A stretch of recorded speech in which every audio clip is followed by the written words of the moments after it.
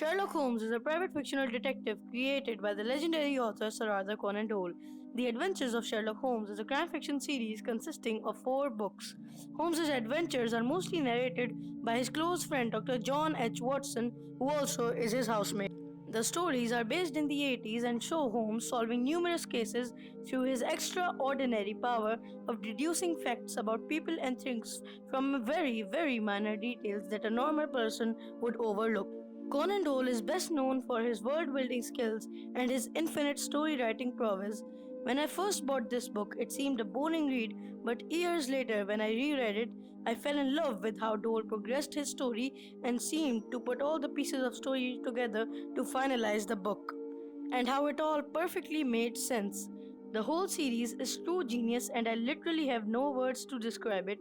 I now understand why people look up to it as the best crime fiction series ever written. Today, I am going to review the third part of the series, which is The Hound of the Baskervilles. This book is like a roller coaster ride, and I love various touches of it, like the fascinating murder of Sir Charles Baskerville, which is linked with the legendary tale related to his family line. So, without further ado, let's get started.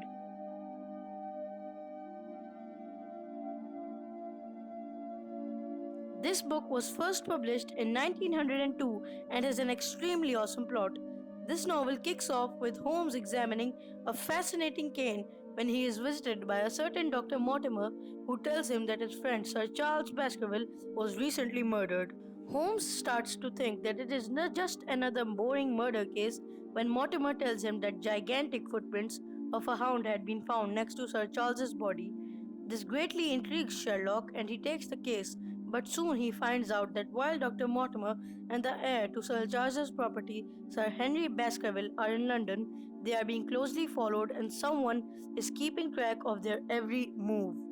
So Holmes sends Dr. Watson with them to live in the Baskerville house and keep track of every single thing happening there while giving regular reports to him. As planned, Watson accompanies Sir Henry and Dr. Mortimer to Dartmoor, but at the time of their arrival in Baskerville Hall, Watson finds out that an escaped convict is loose and was last sighted near the Baskerville house. Are the two stories related? Is the murder of Sir Charles somehow associated with the escaped convict? To find out, you will have to read the complete novel. Now, coming over to the ranking.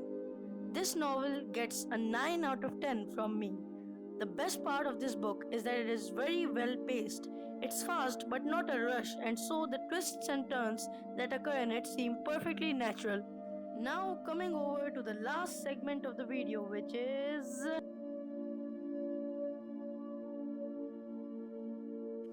in every review video there will be a segment which will tell you surprising facts about the book the video is based on.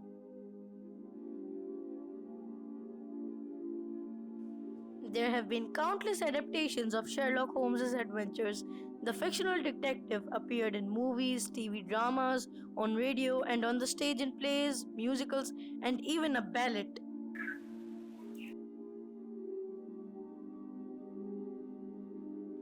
The many actors who have played Sherlock Holmes include Leonard Nimoy, Raymond Massey, Robert Downey Jr., Peter Cushing, John Cleese, Rupert Everett, Tom Baker, Michael Caine, Benedict Cumberbatch, and Roger Moore. Basil Rathbone holds the record for the most appearances so far. He starred as the fictional detective in 14 films.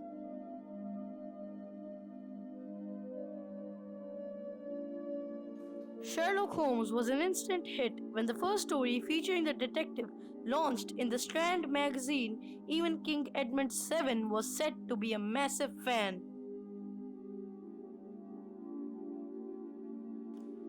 After several stories had been published, Conan Doyle began to feel imprisoned by the success of Holmes and killed him off in 1893, but was forced to resurrect him after a massive outcry from his readers.